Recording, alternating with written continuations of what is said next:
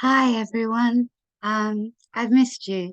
I have something to read to you. What is technocracy? Back once again with the Renegade Master. Um, when I first heard the word technocracy, I assumed that it was another incantation of wordsmithery in the 2013 Newspeak bid for a global net zero vocabulary. But Wikipedia, that font of all that is fact-checked, credits it in the history of the term section to a Californian man called William Henry Smythe, who used it in an article that he wrote in 1919 to describe the rule of the people made effective through the agency of their servants, the scientists and engineers. If, however, you read only the first two paragraphs of the Wikipedia definition, the concept is distilled thus. The term technocracy was initially used to signify the application of the scientific method to solving social problems.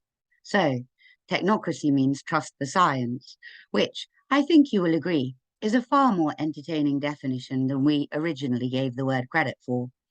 Sadly, it's also a little short on technical detail. So, I'm going to have to hit you with my own definition. Technocracy is when decisions are made by a system, like, say, artificial intelligence driven algorithms, which are able to predetermine variables by inputting old data and thereby make guesses about what's going to occur or what would be best for the future. I'm acutely conscious, however, that my definition is currently less funny than Wikipedia's, and since that will never do, here comes the metaphor. Almost everyone has had the experience of calling the bank or another institution with power over you or your resources and being given 5 options, none of which define your query.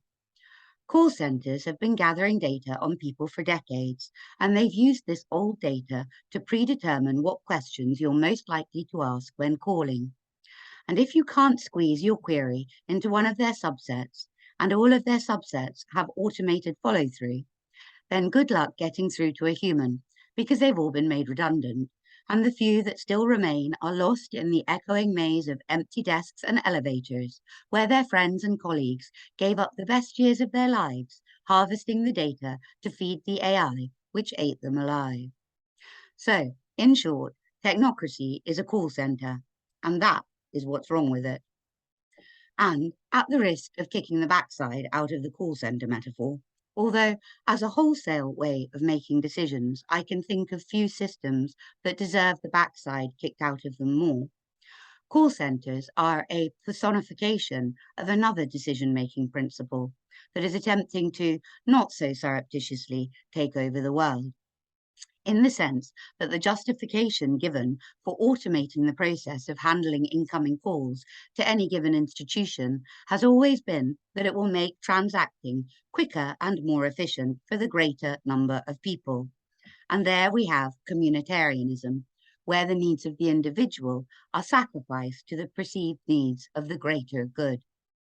Perceived being the operative word, though, because the real reason for automating the system is and always has been that the greater and faster the number of transactions, the more the profit for the shareholders, sorry, the stakeholders, who are also so concerned about the emotional and social well-being of their employees that they are going to make them redundant and replace them with AI, which long since pre-intended money-making maneuver is, of course, a kindness, because who wants to work in a call center anyway, right?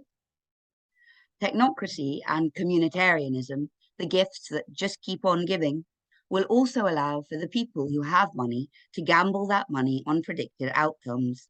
So, in the spirit of the forthcoming imagination age, let's pretend that 15% of the calls to any given call center went unresolved because the people trying to make the inquiries died suddenly and unexpectedly while they were waiting for their call to be answered.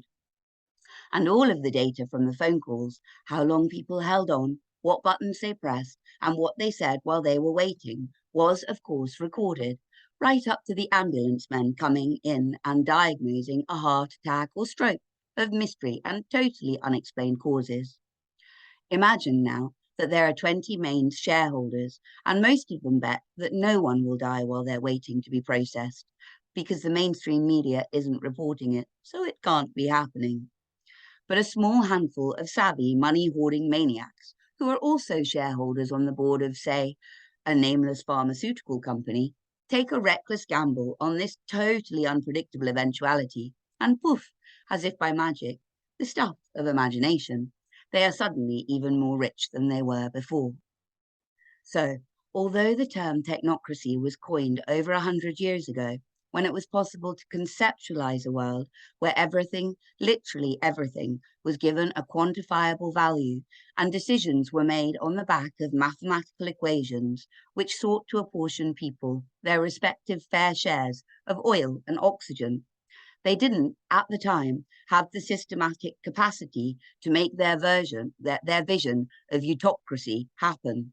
But, with it has to be said, admirable tenacity, the elite has worked tirelessly over the past century to make this ludicrously infantile travesty, tyranny of governance, possible. Data-driven artificial intelligence is a means to facilitate a technocratic system, which is going to be used as a mechanism of controlling and capitalizing on the remaining masses, who should have every faith, given the elite's long and well-documented history of philanthropic benevolence, that when they are receiving their elite-given allotment of carbon, water, and food credits, all animals will be considered equally less important than their esteemed comrades. Thank you so much for listening. I love you. Bye.